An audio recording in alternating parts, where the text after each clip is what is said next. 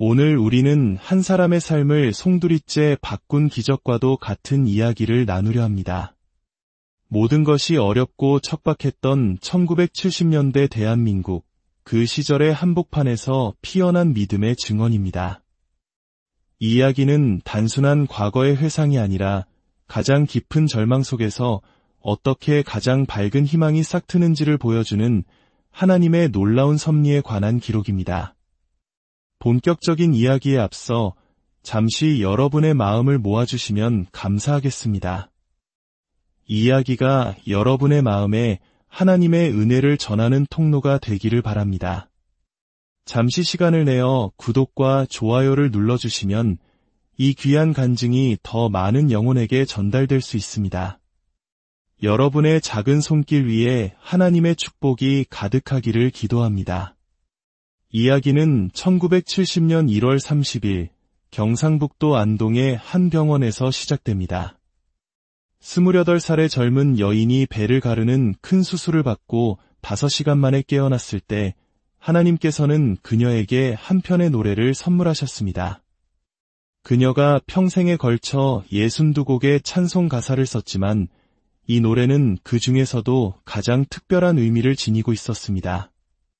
그 노래가 탄생하기까지 어떤 일이 있었던 걸까요? 시간을 조금 거슬러 올라가 보겠습니다. 당시 그녀는 검정 치마에 흰 저고리를 입고 북을 치며 안동 시내를 누비는 젊은 노방 전도사였습니다. 아시다시피 안동은 유교적 전통이 강한 양반의 고장입니다. 그런 곳에서 젊은 여인이 길거리에서 북을 치며 예수를 외치는 모습은 사람들의 눈에 곱게 보일 리가 없었습니다.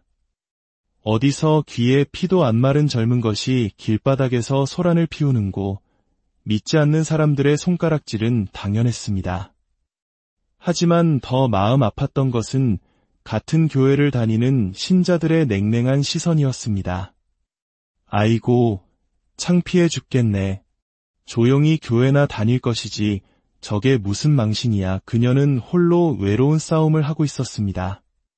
노방전도는 얼굴에 두꺼운 철판을 깔지 않으면 할 수 없는 일이었습니다.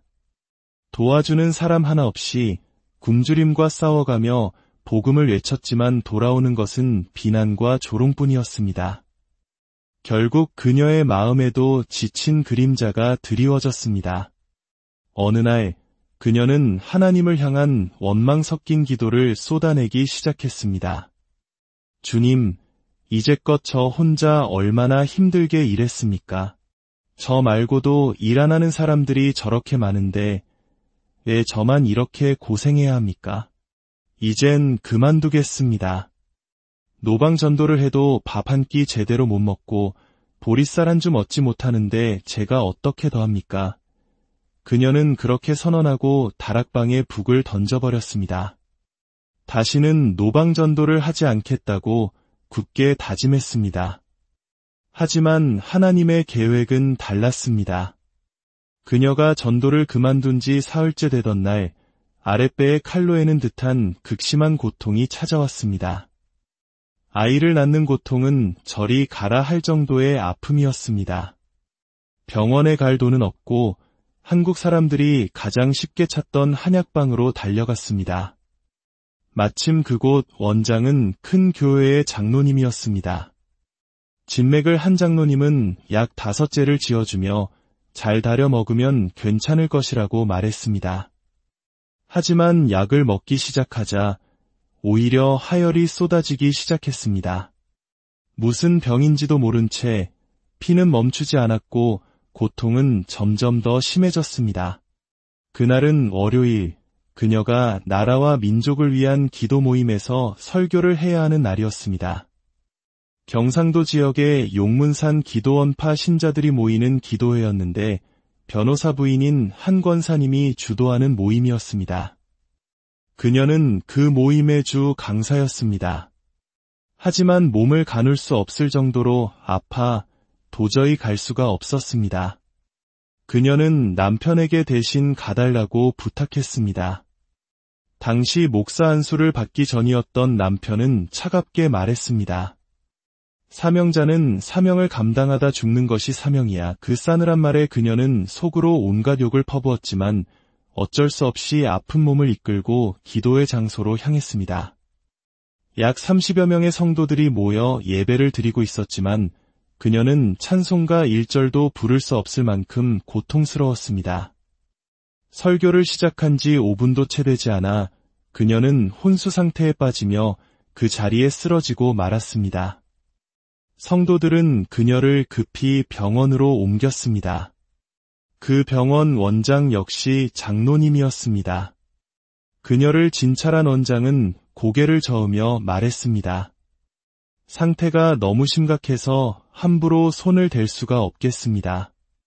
일단 진통제를 놓을 테니 새벽 5시에 다시 통증이 오면 무조건 서울 큰 병원으로 가십시오. 하지만 1970년대의 시골에서 서울 가는 완행 기차표 살 돈조차 없었던 그녀에게는 불가능한 이야기였습니다.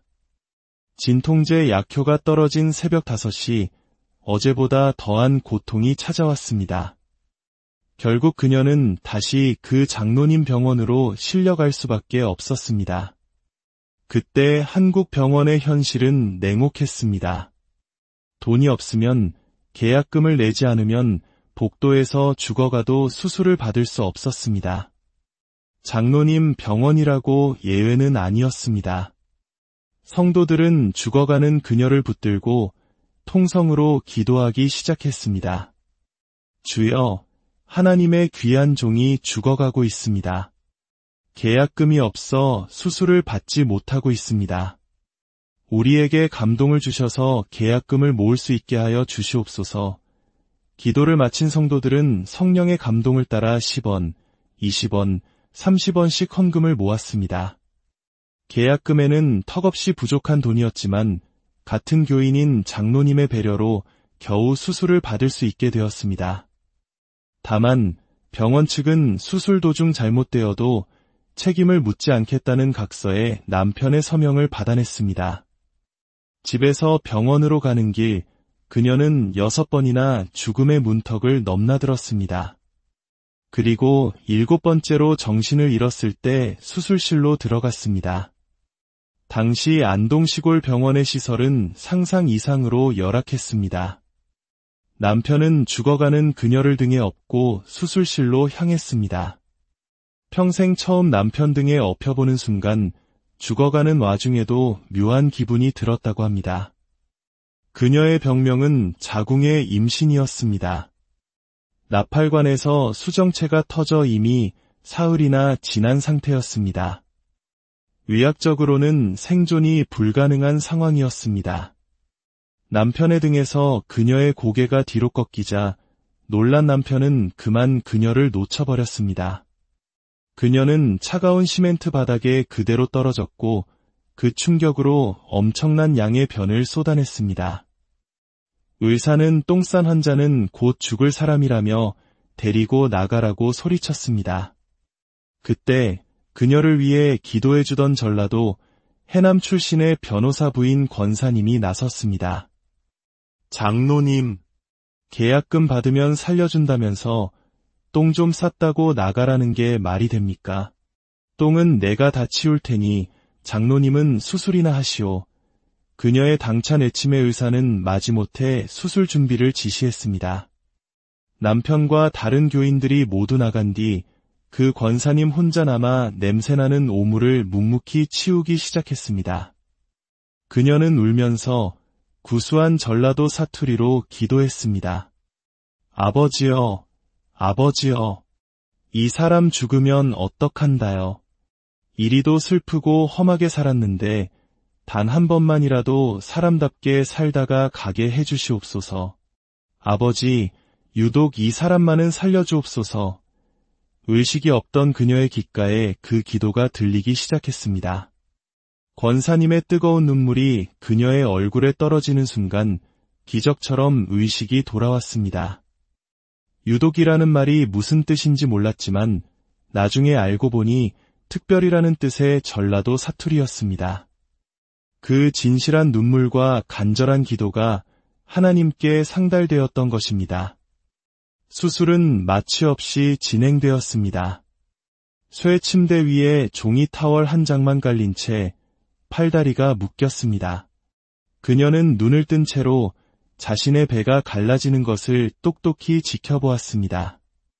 날카로운 수술칼이 배를 가르고 가위가 살을 자르는 끔찍한 고통 속에서 그녀는 비명조차 지를 수 없었습니다. 의사가 고무장갑 낀 손으로 뱃속의 창자를 드러내고 피를 긁어낼 때 그녀는 그대로 정신을 잃었습니다.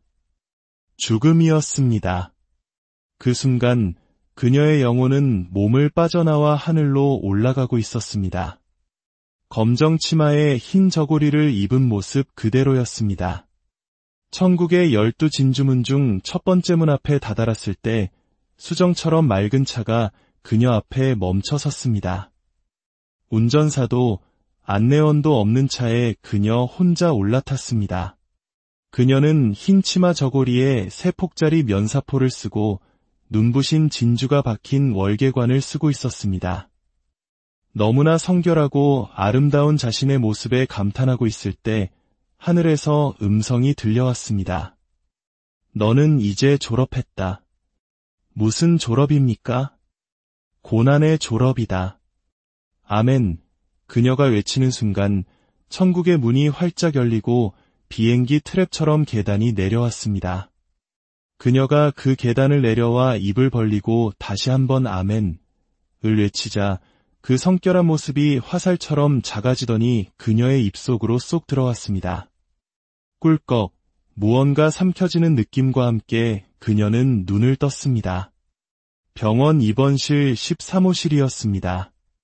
수술 중 떠났던 그녀의 혼이 천국문 앞에서 다시 돌아온 것이었습니다. 의사들은 환자가 죽자 급하게 수술을 마무리하고 병실로 옮겨 놓았는데 마취도 없이 5시간 만에 깨어난 것이었습니다. 그녀가 깨어났을 때 남편은 그녀를 붙들고 울며 기도하고 있었습니다. 평안도 사투리로 아바지, 아바지를 외치며 단 한 번만 살려주시면 평생 사랑하겠다고 절규하고 있었습니다. 결혼하고 처음 들어보는 사랑 고백이었습니다.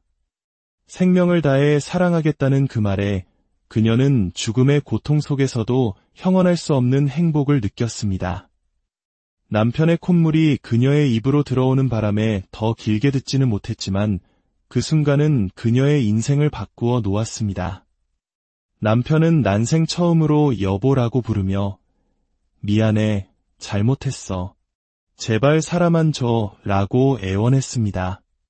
그날 이후 남편의 거친 입은 부드러워졌고 싸늘하던 눈빛은 아내를 불쌍히 여기는 눈빛으로 바뀌었습니다. 가부장적이고 권위적이던 사람이 아내의 의견을 묻기 시작했습니다. 나, 당신 옆에 좀 누워도 될까? 결혼 후 처음으로 허락을 구하는 남편의 모습은 고난의 졸업이라는 하나님의 선물이었습니다. 남편이 곤히 잠든 사이 수술 부위의 통증이 다시 시작되었습니다. 하지만 그녀는 모처럼 사랑을 고백하고 잠든 남편을 깨울 수 없어 이를 악물고 고통을 참아냈습니다. 바로 그때 하나님께서 그녀의 마음에 노래 가사를 떠올려 주셨습니다. 그녀는 머리맡에 있던 주보 뒷면에 붉은 색연필로 그 가사를 받아 적었습니다. 험한 세상 사는 동안 너도 울고 나도 울었네. 정 둘 것도 맘 둘 것도 전혀 없던 슬픈 과거여. 오, 주님. 당신 때문에 나 이제 소망 넘치네. 이 노래는 그녀의 삶, 그리고 그 시대를 살아낸 모든 이들의 눈물을 담은 노래였습니다. 고난의 졸업식을 통과한 후에야 비로소 부를 수 있었던 희망의 창가였습니다. 반세기가 넘는 66년의 세월 동안 그녀는 이 복음의 길을 걸어왔습니다. 수없이 넘어지고 좌절했지만 죽음의 문턱에서 자신을 건져주신 하나님의 깊은 사랑과 은혜를 결코 잊을 수 없었습니다. 사랑하는 여러분, 성경은 말합니다. 하나님의 집에서 심판이 시작될 것이라고 말입니다. 교회에 다닌다고 해서 저절로 천국에 가는 것이 아닙니다. 예수를 믿고 성령을 받아야 하며 받은 성령으로 충만하여 삶이 변화되어야 합니다. 교만했던 눈이 겸손해지고 이기적이던 손이 이웃을 향해 펴져야 합니다.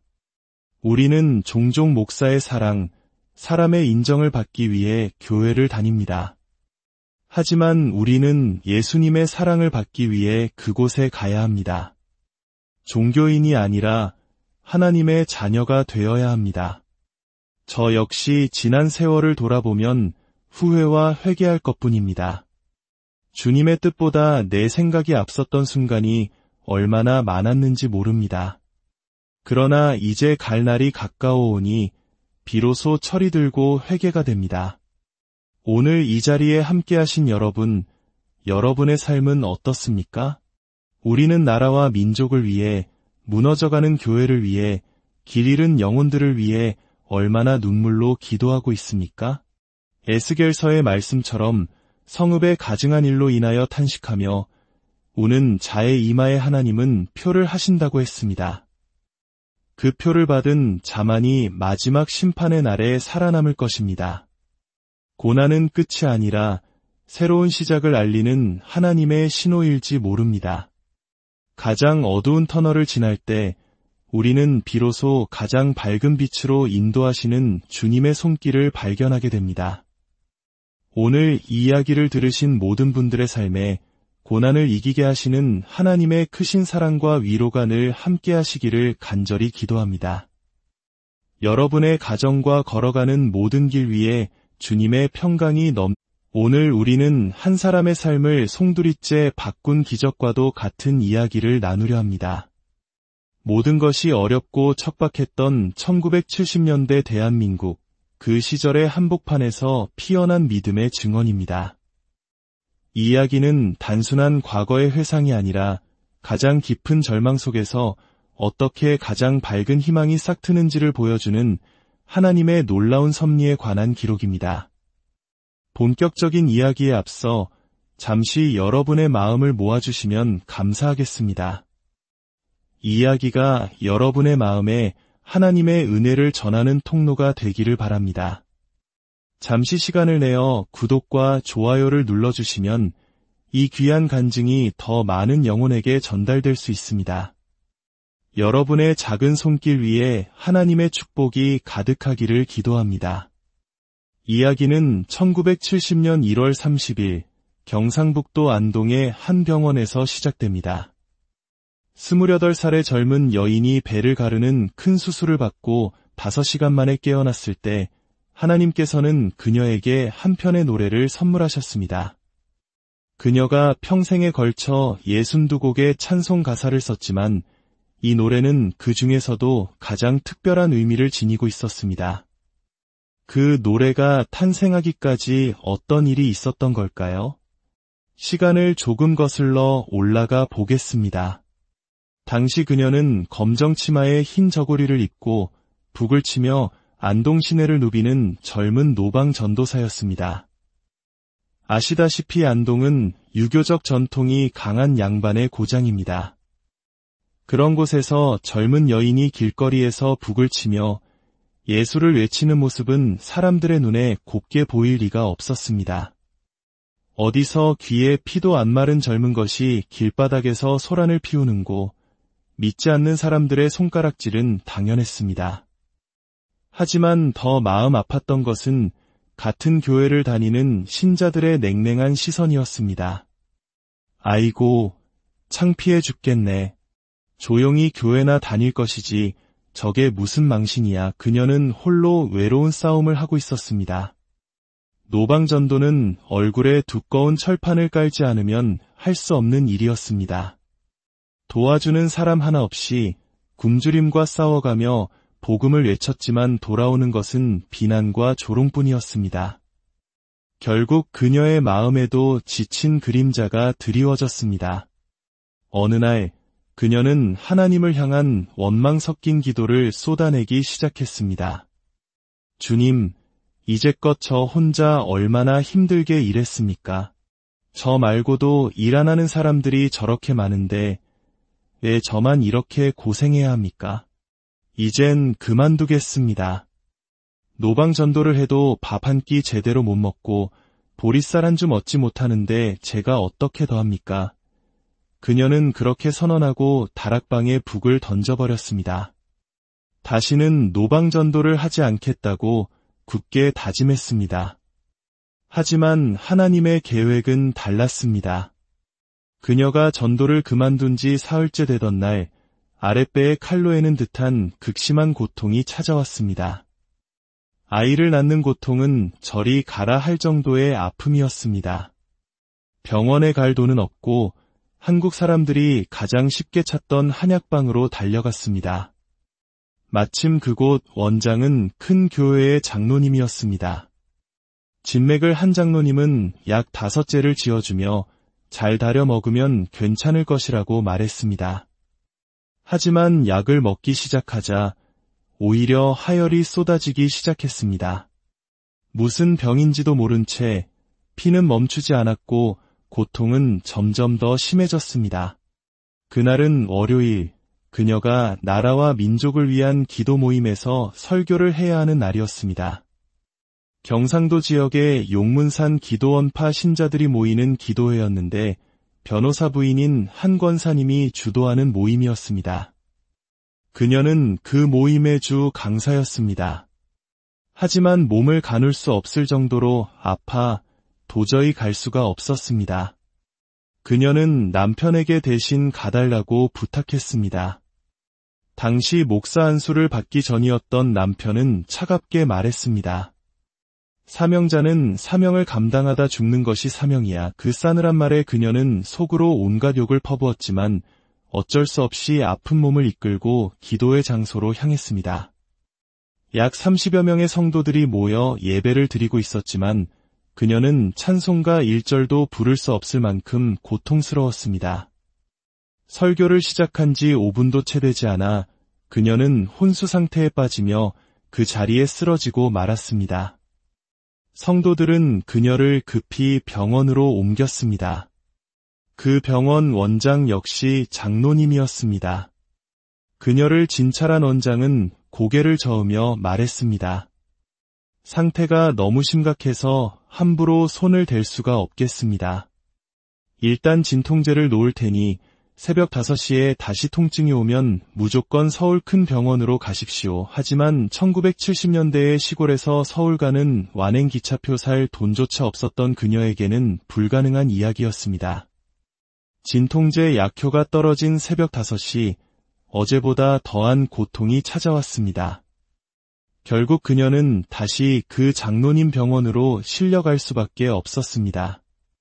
그때 한국 병원의 현실은 냉혹했습니다. 돈이 없으면 계약금을 내지 않으면 복도에서 죽어가도 수술을 받을 수 없었습니다. 장로님 병원이라고 예외는 아니었습니다. 성도들은 죽어가는 그녀를 붙들고 통성으로 기도하기 시작했습니다. 주여, 하나님의 귀한 종이 죽어가고 있습니다. 계약금이 없어 수술을 받지 못하고 있습니다. 우리에게 감동을 주셔서 계약금을 모을 수 있게 하여 주시옵소서. 기도를 마친 성도들은 성령의 감동을 따라 10원, 20원, 30원씩 헌금을 모았습니다. 계약금에는 턱없이 부족한 돈이었지만 같은 교인인 장로님의 배려로 겨우 수술을 받을 수 있게 되었습니다. 다만 병원 측은 수술 도중 잘못되어도 책임을 묻지 않겠다는 각서에 남편의 서명을 받아냈습니다. 집에서 병원으로 가는 길, 그녀는 6번이나 죽음의 문턱을 넘나들었습니다. 그리고 7번째로 정신을 잃었을 때 수술실로 들어갔습니다. 당시 안동시골 병원의 시설은 상상 이상으로 열악했습니다. 남편은 죽어가는 그녀를 등에 업고 수술실로 향했습니다. 평생 처음 남편 등에 업혀보는 순간 죽어가는 와중에도 묘한 기분이 들었다고 합니다. 그녀의 병명은 자궁의 임신이었습니다. 나팔관에서 수정체가 터져 이미 사흘이나 지난 상태였습니다. 의학적으로는 생존이 불가능한 상황이었습니다. 남편의 등에서 그녀의 고개가 뒤로 꺾이자 놀란 남편은 그만 그녀를 놓쳐버렸습니다. 그녀는 차가운 시멘트 바닥에 그대로 떨어졌고 그 충격으로 엄청난 양의 변을 쏟아냈습니다. 의사는 똥 싼 환자는 곧 죽을 사람이라며 데리고 나가라고 소리쳤습니다. 그때 그녀를 위해 기도해주던 전라도 해남 출신의 변호사 부인 권사님이 나섰습니다. 장로님, 계약금 받으면 살려준다면서 똥 좀 쌌다고 나가라는 게 말이 됩니까? 똥은 내가 다 치울 테니 장로님은 수술이나 하시오. 그녀의 당찬 외침에 의사는 마지못해 수술 준비를 지시했습니다. 남편과 다른 교인들이 모두 나간 뒤 그 권사님 혼자 남아 냄새나는 오물을 묵묵히 치우기 시작했습니다. 그녀는 울면서 구수한 전라도 사투리로 기도했습니다. 아버지여, 아버지여, 이 사람 죽으면 어떡한다요. 이리도 슬프고 험하게 살았는데 단 한 번만이라도 사람답게 살다가 가게 해주시옵소서. 아버지, 유독 이 사람만은 살려주옵소서. 의식이 없던 그녀의 귓가에 그 기도가 들리기 시작했습니다. 권사님의 뜨거운 눈물이 그녀의 얼굴에 떨어지는 순간 기적처럼 의식이 돌아왔습니다. 유독이라는 말이 무슨 뜻인지 몰랐지만 나중에 알고 보니 특별이라는 뜻의 전라도 사투리였습니다. 그 진실한 눈물과 간절한 기도가 하나님께 상달되었던 것입니다. 수술은 마취 없이 진행되었습니다. 쇠 침대 위에 종이 타월 한 장만 깔린 채 팔다리가 묶였습니다. 그녀는 눈을 뜬 채로 자신의 배가 갈라지는 것을 똑똑히 지켜보았습니다. 날카로운 수술칼이 배를 가르고 가위가 살을 자르는 끔찍한 고통 속에서 그녀는 비명조차 지를 수 없었습니다. 의사가 고무장갑 낀 손으로 뱃속의 창자를 드러내고 피를 긁어낼 때 그녀는 그대로 정신을 잃었습니다. 죽음이었습니다. 그 순간 그녀의 영혼은 몸을 빠져나와 하늘로 올라가고 있었습니다. 검정 치마에 흰 저고리를 입은 모습 그대로였습니다. 천국의 12진주문 중 첫 번째 문 앞에 다다랐을 때 수정처럼 맑은 차가 그녀 앞에 멈춰 섰습니다. 운전사도 안내원도 없는 차에 그녀 혼자 올라탔습니다. 그녀는 흰 치마 저고리에 세 폭짜리 면사포를 쓰고 눈부신 진주가 박힌 월계관을 쓰고 있었습니다. 너무나 성결하고 아름다운 자신의 모습에 감탄하고 있을 때 하늘에서 음성이 들려왔습니다. 너는 이제 졸업했다. 무슨 졸업입니까? 고난의 졸업이다. 아멘. 그녀가 외치는 순간 천국의 문이 활짝 열리고 비행기 트랩처럼 계단이 내려왔습니다. 그녀가 그 계단을 내려와 입을 벌리고 다시 한번 아멘을 외치자 그 성결한 모습이 화살처럼 작아지더니 그녀의 입속으로 쏙 들어왔습니다. 꿀꺽, 무언가 삼켜지는 느낌과 함께 그녀는 눈을 떴습니다. 병원 입원실 13호실이었습니다. 수술 중 떠났던 그녀의 혼이 천국문 앞에서 다시 돌아온 것이었습니다. 의사들은 환자가 죽자 급하게 수술을 마무리하고 병실로 옮겨 놓았는데 마취도 없이 5시간 만에 깨어난 것이었습니다. 그녀가 깨어났을 때 남편은 그녀를 붙들고 울며 기도하고 있었습니다. 평안도 사투리로 아바지, 아바지를 외치며 단 한 번만 살려주시면 평생 사랑하겠다고 절규하고 있었습니다. 결혼하고 처음 들어보는 사랑 고백이었습니다. 생명을 다해 사랑하겠다는 그 말에 그녀는 죽음의 고통 속에서도 형언할 수 없는 행복을 느꼈습니다. 남편의 콧물이 그녀의 입으로 들어오는 바람에 더 길게 듣지는 못했지만 그 순간은 그녀의 인생을 바꾸어 놓았습니다. 남편은 난생 처음으로 여보라고 부르며 미안해, 잘못했어. 제발 사람만 줘 라고 애원했습니다. 그날 이후 남편의 거친 입은 부드러워졌고 싸늘하던 눈빛은 아내를 불쌍히 여기는 눈빛으로 바뀌었습니다. 가부장적이고 권위적이던 사람이 아내의 의견을 묻기 시작했습니다. 나, 당신 옆에 좀 누워도 될까? 결혼 후 처음으로 허락을 구하는 남편의 모습은 고난의 졸업이라는 하나님의 선물이었습니다. 남편이 곤히 잠든 사이 수술 부위의 통증이 다시 시작되었습니다. 하지만 그녀는 모처럼 사랑을 고백하고 잠든 남편을 깨울 수 없어 이를 악물고 고통을 참아냈습니다. 바로 그때 하나님께서 그녀의 마음에 노래 가사를 떠올려 주셨습니다. 그녀는 머리맡에 있던 주보 뒷면에 붉은 색연필로 그 가사를 받아 적었습니다.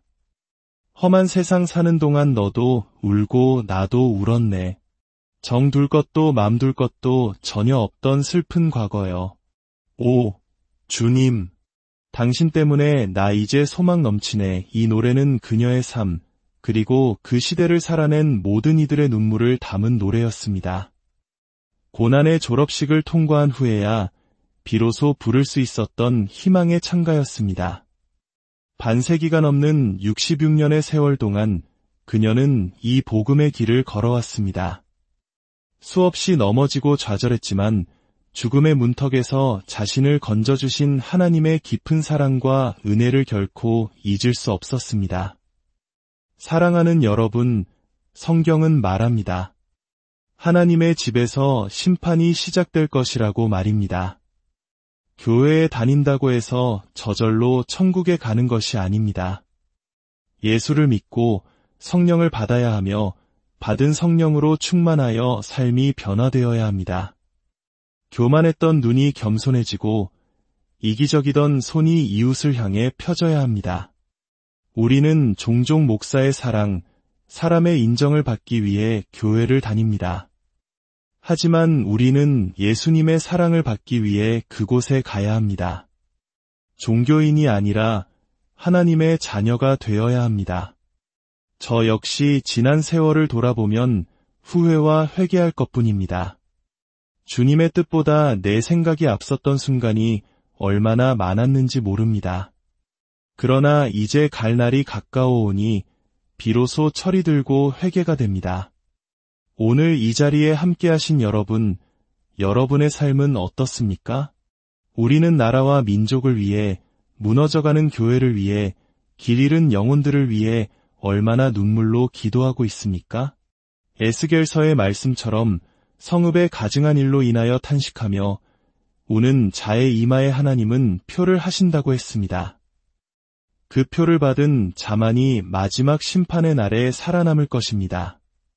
고난은 끝이 아니라 새로운 시작을 알리는 하나님의 신호일지 모릅니다. 가장 어두운 터널을 지날 때 우리는 비로소 가장 밝은 빛으로 인도하시는 주님의 손길을 발견하게 됩니다. 오늘 이 이야기를 들으신 모든 분들의 삶에 고난을 이기게 하시는 하나님의 크신 사랑과 위로가 늘 함께 하시기를 간절히 기도합니다.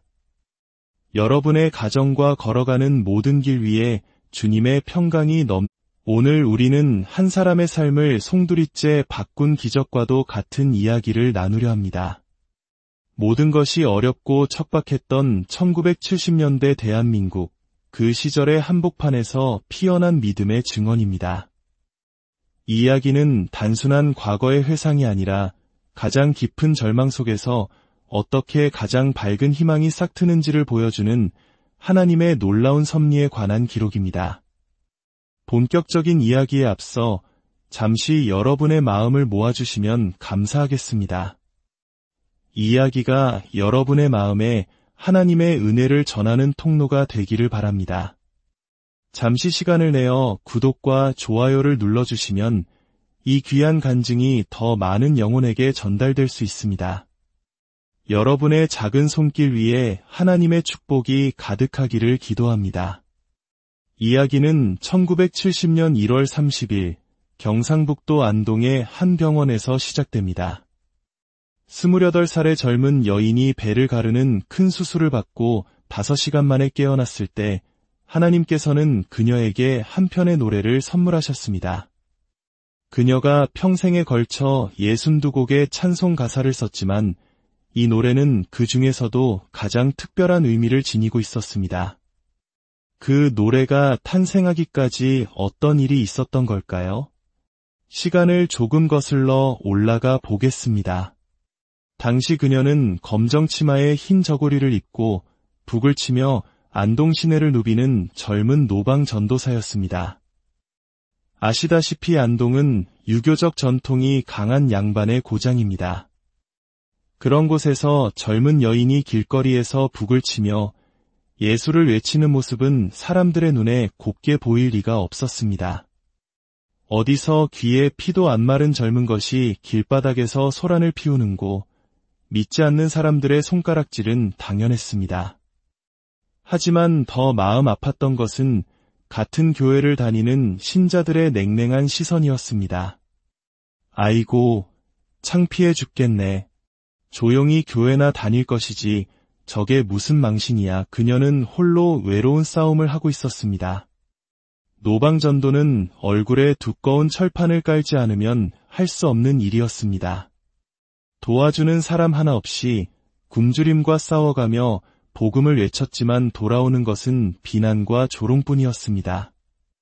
결국 그녀의 마음에도 지친 그림자가 드리워졌습니다. 어느 날 그녀는 하나님을 향한 원망 섞인 기도를 쏟아내기 시작했습니다. 주님, 이제껏 저 혼자 얼마나 힘들게 일했습니까? 저 말고도 일 안 하는 사람들이 저렇게 많은데 왜 저만 이렇게 고생해야 합니까? 이젠 그만두겠습니다. 노방 전도를 해도 밥 한 끼 제대로 못 먹고 보리쌀 한 줌 얻지 못하는데 제가 어떻게 더합니까? 그녀는 그렇게 선언하고 다락방에 북을 던져버렸습니다. 다시는 노방 전도를 하지 않겠다고 굳게 다짐했습니다. 하지만 하나님의 계획은 달랐습니다. 그녀가 전도를 그만둔 지 사흘째 되던 날 아랫배에 칼로 에는 듯한 극심한 고통이 찾아왔습니다. 아이를 낳는 고통은 저리 가라 할 정도의 아픔이었습니다. 병원에 갈 돈은 없고 한국 사람들이 가장 쉽게 찾던 한약방으로 달려갔습니다. 마침 그곳 원장은 큰 교회의 장로님이었습니다. 진맥을 한 장로님은 약 5제를 지어주며 잘 다려 먹으면 괜찮을 것이라고 말했습니다. 하지만 약을 먹기 시작하자 오히려 하열이 쏟아지기 시작했습니다. 무슨 병인지도 모른 채 피는 멈추지 않았고 고통은 점점 더 심해졌습니다. 그날은 월요일, 그녀가 나라와 민족을 위한 기도 모임에서 설교를 해야 하는 날이었습니다. 경상도 지역의 용문산 기도원파 신자들이 모이는 기도회였는데 변호사 부인인 한 권사님이 주도하는 모임이었습니다. 그녀는 그 모임의 주 강사였습니다. 하지만 몸을 가눌 수 없을 정도로 아파 도저히 갈 수가 없었습니다. 그녀는 남편에게 대신 가달라고 부탁했습니다. 당시 목사 안수를 받기 전이었던 남편은 차갑게 말했습니다. 사명자는 사명을 감당하다 죽는 것이 사명이야. 그 싸늘한 말에 그녀는 속으로 온갖 욕을 퍼부었지만 어쩔 수 없이 아픈 몸을 이끌고 기도의 장소로 향했습니다. 약 30여 명의 성도들이 모여 예배를 드리고 있었지만 그녀는 찬송가 1절도 부를 수 없을 만큼 고통스러웠습니다. 설교를 시작한 지 5분도 채 되지 않아 그녀는 혼수 상태에 빠지며 그 자리에 쓰러지고 말았습니다. 성도들은 그녀를 급히 병원으로 옮겼습니다. 그 병원 원장 역시 장로님이었습니다. 그녀를 진찰한 원장은 고개를 저으며 말했습니다. 상태가 너무 심각해서 함부로 손을 댈 수가 없겠습니다. 일단 진통제를 놓을 테니 새벽 5시에 다시 통증이 오면 무조건 서울 큰 병원으로 가십시오. 하지만 1970년대의 시골에서 서울 가는 완행 기차표 살 돈조차 없었던 그녀에게는 불가능한 이야기였습니다. 진통제 약효가 떨어진 새벽 5시, 어제보다 더한 고통이 찾아왔습니다. 결국 그녀는 다시 그 장로님 병원으로 실려갈 수밖에 없었습니다. 그때 한국 병원의 현실은 냉혹했습니다. 돈이 없으면 계약금을 내지 않으면 복도에서 죽어가도 수술을 받을 수 없었습니다. 장로님 병원이라고 예외는 아니었습니다. 성도들은 죽어가는 그녀를 붙들고 통성으로 기도하기 시작했습니다. 주여, 하나님의 귀한 종이 죽어가고 있습니다. 계약금이 없어 수술을 받지 못하고 있습니다. 우리에게 감동을 주셔서 계약금을 모을 수 있게 하여 주시옵소서. 기도를 마친 성도들은 성령의 감동을 따라 10원, 20원, 30원씩 헌금을 모았습니다. 계약금에는 턱없이 부족한 돈이었지만 같은 교인인 장로님의 배려로 겨우 수술을 받을 수 있게 되었습니다. 다만 병원 측은 수술 도중 잘못되어도 책임을 묻지 않겠다는 각서에 남편의 서명을 받아냈습니다. 집에서 병원으로 가는 길, 그녀는 6번이나 죽음의 문턱을 넘나들었습니다. 그리고 7번째로 정신을 잃었을 때 수술실로 들어갔습니다. 당시 안동시골병원의 시설은 상상 이상으로 열악했습니다. 남편은 죽어가는 그녀를 등에 업고 수술실로 향했습니다. 평생 처음 남편 등에 업혀보는 순간 죽어가는 와중에도 묘한 기분이 들었다고 합니다. 그녀의 병명은 자궁의 임신이었습니다. 나팔관에서 수정체가 터져 이미 사흘이나 지난 상태였습니다.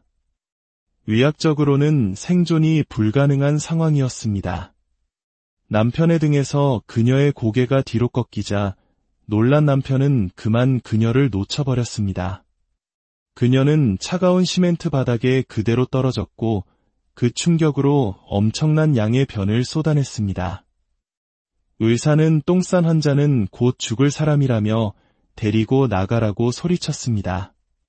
그때 그녀를 위해 기도해주던 전라도 해남 출신의 변호사 부인 권사님이 나섰습니다.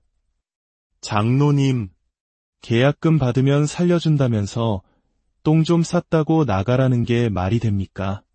똥은 내가 다 치울 테니 장로님은 수술이나 하시오. 그녀의 당찬 애침의 의사는 마지못해 수술 준비를 지시했습니다. 남편과 다른 교인들이 모두 나간 뒤 그 권사님 혼자 남아 냄새나는 오물을 묵묵히 치우기 시작했습니다. 그녀는 울면서 구수한 전라도 사투리로 기도했습니다. 아버지여, 아버지여, 이 사람 죽으면 어떡한다요. 이리도 슬프고 험하게 살았는데 단 한 번만이라도 사람답게 살다가 가게 해주시옵소서. 아버지, 유독 이 사람만은 살려주옵소서. 의식이 없던 그녀의 귓가에 그 기도가 들리기 시작했습니다. 권사님의 뜨거운 눈물이 그녀의 얼굴에 떨어지는 순간 기적처럼 의식이 돌아왔습니다. 유독이라는 말이 무슨 뜻인지 몰랐지만 나중에 알고 보니 특별이라는 뜻의 전라도 사투리였습니다. 그 진실한 눈물과 간절한 기도가 하나님께 상달되었던 것입니다. 수술은 마취 없이 진행되었습니다. 쇠 침대 위에 종이 타월 한 장만 깔린 채 팔다리가 묶였습니다. 그녀는 눈을 뜬 채로 자신의 배가 갈라지는 것을 똑똑히 지켜보았습니다. 날카로운 수술칼이 배를 가르고 가위가 살을 자르는 끔찍한 고통 속에서 그녀는 비명조차 지를 수 없었습니다. 의사가 고무장갑 낀 손으로 뱃속의 창자를 드러내고 피를 긁어낼 때 그녀는 그대로 정신을 잃었습니다. 죽음이었습니다. 그 순간 그녀의 영혼은 몸을 빠져나와 하늘로 올라가고 있었습니다. 검정 치마에 흰 저고리를 입은 모습 그대로였습니다. 천국의 12진주문 중 첫 번째 문 앞에 다다랐을 때 수정처럼 맑은 차가 그녀 앞에 멈춰 섰습니다. 운전사도 안내원도 없는 차에 그녀 혼자 올라탔습니다. 그녀는 흰 치마 저고리에 3폭짜리 면사포를 쓰고 눈부신 진주가 박힌 월계관을 쓰고 있었습니다. 너무나 성결하고 아름다운 자신의 모습에 감탄하고 있을 때 하늘에서 음성이 들려왔습니다. 너는 이제 졸업했다. 무슨 졸업입니까? 고난의 졸업이다. 아멘. 그녀가 외치는 순간 천국의 문이 활짝 열리고 비행기 트랩처럼 계단이 내려왔습니다. 그녀가 그 계단을 내려와 입을 벌리고 다시 한번 아멘을 외치자 그 성결한 모습이 화살처럼 작아지더니 그녀의 입속으로 쏙 들어왔습니다. 꿀꺽, 무언가 삼켜지는 느낌과 함께 그녀는 눈을 떴습니다. 병원 입원실 13호실이었습니다. 수술 중 떠났던 그녀의 혼이 천국문 앞에서 다시 돌아온 것이었습니다. 의사들은 환자가 죽자 급하게 수술을 마무리하고 병실로 옮겨 놓았는데 마취도 없이 5시간 만에 깨어난 것이었습니다. 그녀가 깨어났을 때 남편은 그녀를 붙들고 울며 기도하고 있었습니다. 평안도 사투리로 아바지, 아바지를 외치며 단 한 번만 살려주시면 평생 사랑하겠다고 절규하고 있었습니다. 결혼하고 처음 들어보는 사랑 고백이었습니다. 생명을 다해 사랑하겠다는 그 말에 그녀는 죽음의 고통 속에서도 형언할 수 없는 행복을 느꼈습니다. 남편의 콧물이 그녀의 입으로 들어오는 바람에 더 길게 듣지는 못했지만 그 순간은 그녀의 인생을 바꾸어 놓았습니다. 남편은 난생 처음으로 여보라고 부르며 미안해, 잘못했어. 제발 사람만 줘 라고 애원했습니다. 그날 이후 남편의 거친 입은 부드러워졌고 싸늘하던 눈빛은 아내를 불쌍히 여기는 눈빛으로 바뀌었습니다. 가부장적이고 권위적이던 사람이 아내의 의견을 묻기 시작했습니다. 나, 당신 옆에 좀 누워도 될까? 결혼 후 처음으로 허락을 구하는 남편의 모습은 고난의 졸업이라는 하나님의 선물이었습니다. 남편이 곤히 잠든 사이 수술 부위의 통증이 다시 시작되었습니다. 하지만 그녀는 모처럼 사랑을 고백하고 잠든 남편을 깨울 수 없어 이를 악물고 고통을 참아냈습니다. 바로 그때 하나님께서 그녀의 마음에 노래 가사를 떠올려 주셨습니다. 그녀는 머리맡에 있던 주보 뒷면에 붉은 색연필로 그 가사를 받아 적었습니다. 험한 세상 사는 동안 너도 울고 나도 울었네. 정 둘 것도 맘 둘 것도 전혀 없던 슬픈 과거여. 오, 주님. 당신 때문에 나 이제 소망 넘치네. 이 노래는 그녀의 삶, 그리고 그 시대를 살아낸 모든 이들의 눈물을 담은 노래였습니다. 고난의 졸업식을 통과한 후에야 비로소 부를 수 있었던 희망의 찬가였습니다. 반세기가 넘는 66년의 세월 동안 그녀는 이 복음의 길을 걸어왔습니다. 수없이 넘어지고 좌절했지만 죽음의 문턱에서 자신을 건져주신 하나님의 깊은 사랑과 은혜를 결코 잊을 수 없었습니다. 사랑하는 여러분, 성경은 말합니다. 하나님의 집에서 심판이 시작될 것이라고 말입니다. 교회에 다닌다고 해서 저절로 천국에 가는 것이 아닙니다. 예수를 믿고 성령을 받아야 하며 받은 성령으로 충만하여 삶이 변화되어야 합니다. 교만했던 눈이 겸손해지고 이기적이던 손이 이웃을 향해 펴져야 합니다. 우리는 종종 목사의 사랑, 사람의 인정을 받기 위해 교회를 다닙니다. 하지만 우리는 예수님의 사랑을 받기 위해 그곳에 가야 합니다. 종교인이 아니라 하나님의 자녀가 되어야 합니다. 저 역시 지난 세월을 돌아보면 후회와 회개할 것뿐입니다. 주님의 뜻보다 내 생각이 앞섰던 순간이 얼마나 많았는지 모릅니다. 그러나 이제 갈 날이 가까워오니 비로소 철이 들고 회개가 됩니다. 오늘 이 자리에 함께하신 여러분, 여러분의 삶은 어떻습니까? 우리는 나라와 민족을 위해, 무너져가는 교회를 위해, 길 잃은 영혼들을 위해 얼마나 눈물로 기도하고 있습니까? 에스겔서의 말씀처럼 성읍의 가증한 일로 인하여 탄식하며 우는 자의 이마에 하나님은 표를 하신다고 했습니다. 그 표를 받은 자만이 마지막 심판의 날에 살아남을 것입니다. 고난은 끝이 아니라 새로운 시작을 알리는 하나님의 신호일지 모릅니다. 가장 어두운 터널을 지날 때 우리는 비로소 가장 밝은 빛으로 인도하시는 주님의 손길을 발견하게 됩니다. 오늘 이 이야기를 들으신 모든 분들의 삶에 고난을 이기게 하시는 하나님의 크신 사랑과 위로가 늘 함께 하시기를 간절히 기도합니다. 여러분의 가정과 걸어가는 모든 길 위에 주님의 평강이 오늘 우리는 한 사람의 삶을 송두리째 바꾼 기적과도 같은 이야기를 나누려 합니다. 모든 것이 어렵고 척박했던 1970년대 대한민국, 그 시절의 한복판에서 피어난 믿음의 증언입니다.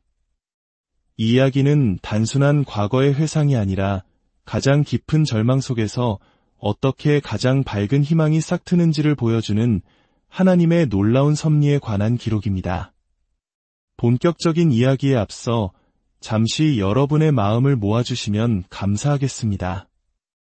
이 이야기가 여러분의 마음에 하나님의 은혜를 전하는 통로가 되기를 바랍니다. 잠시 시간을 내어 구독과 좋아요를 눌러주시면 이 귀한 간증이 더 많은 영혼에게 전달될 수 있습니다. 여러분의 작은 손길 위에 하나님의 축복이 가득하기를 기도합니다. 이야기는 1970년 1월 30일 경상북도 안동의 한 병원에서 시작됩니다. 28살의 젊은 여인이 배를 가르는 큰 수술을 받고 5시간 만에 깨어났을 때 하나님께서는 그녀에게 한 편의 노래를 선물하셨습니다. 그녀가 평생에 걸쳐 62곡의 찬송 가사를 썼지만 이 노래는 그 중에서도 가장 특별한 의미를 지니고 있었습니다. 그 노래가 탄생하기까지 어떤 일이 있었던 걸까요? 시간을 조금 거슬러 올라가 보겠습니다. 당시 그녀는 검정 치마에 흰 저고리를 입고 북을 치며 안동 시내를 누비는 젊은 노방 전도사였습니다. 아시다시피 안동은 유교적 전통이 강한 양반의 고장입니다. 그런 곳에서 젊은 여인이 길거리에서 북을 치며 예수를 외치는 모습은 사람들의 눈에 곱게 보일 리가 없었습니다. 어디서 귀에 피도 안 마른 젊은 것이 길바닥에서 소란을 피우는고 믿지 않는 사람들의 손가락질은 당연했습니다. 하지만 더 마음 아팠던 것은 같은 교회를 다니는 신자들의 냉랭한 시선이었습니다. 아이고, 창피해 죽겠네. 조용히 교회나 다닐 것이지 저게 무슨 망신이야. 그녀는 홀로 외로운 싸움을 하고 있었습니다. 노방전도는 얼굴에 두꺼운 철판을 깔지 않으면 할 수 없는 일이었습니다. 도와주는 사람 하나 없이 굶주림과 싸워가며 복음을 외쳤지만 돌아오는 것은 비난과 조롱뿐이었습니다. 결국 그녀의 마음에도 지친 그림자가 드리워졌습니다. 어느 날 그녀는 하나님을 향한 원망 섞인 기도를 쏟아내기 시작했습니다. 주님, 이제껏 저 혼자 얼마나 힘들게 일했습니까? 저 말고도 일 안 하는 사람들이 저렇게 많은데 왜 저만 이렇게 고생해야 합니까? 이젠 그만두겠습니다. 노방전도를 해도 밥 한 끼 제대로 못 먹고 보리쌀 한 줌 얻지 못하는데 제가 어떻게 더합니까? 그녀는 그렇게 선언하고 다락방에 북을 던져버렸습니다. 다시는 노방전도를 하지 않겠다고 굳게 다짐했습니다. 하지만 하나님의 계획은 달랐습니다. 그녀가 전도를 그만둔 지 사흘째 되던 날 아랫배에 칼로 에는 듯한 극심한 고통이 찾아왔습니다. 아이를 낳는 고통은 저리 가라 할 정도의 아픔이었습니다. 병원에 갈 돈은 없고 한국 사람들이 가장 쉽게 찾던 한약방으로 달려갔습니다. 마침 그곳 원장은 큰 교회의 장로님이었습니다. 진맥을 한 장로님은 약 5제를 지어주며 잘 다려 먹으면 괜찮을 것이라고 말했습니다.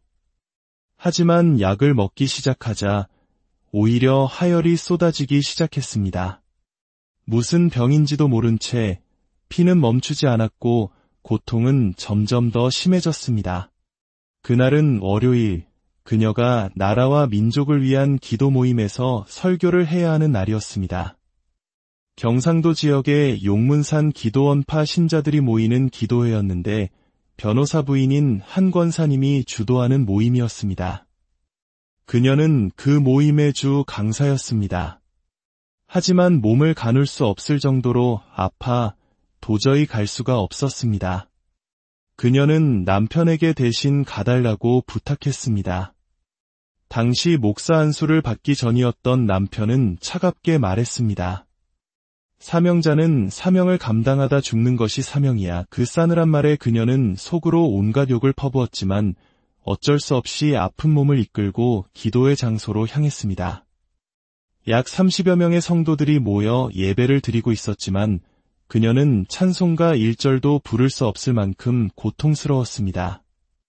설교를 시작한 지 5분도 채 되지 않아 그녀는 혼수 상태에 빠지며 그 자리에 쓰러지고 말았습니다. 성도들은 그녀를 급히 병원으로 옮겼습니다. 그 병원 원장 역시 장로님이었습니다. 그녀를 진찰한 원장은 고개를 저으며 말했습니다. 상태가 너무 심각해서 함부로 손을 댈 수가 없겠습니다.